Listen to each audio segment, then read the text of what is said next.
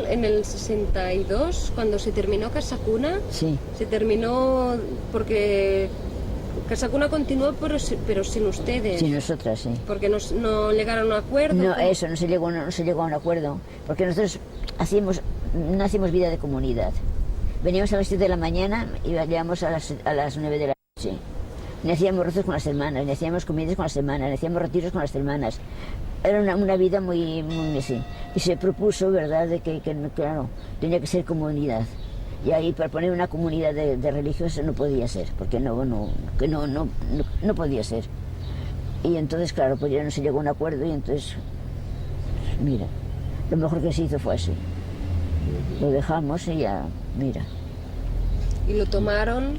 Las chicas, no sé quién, chicas. sí. Pero todo fue bien, sí. Claro que sí. Pues mira, Todo son etapas. sí, Claro que sí. etapas de la vida. Y por eso hemos llegado a esta edad, con un bastón.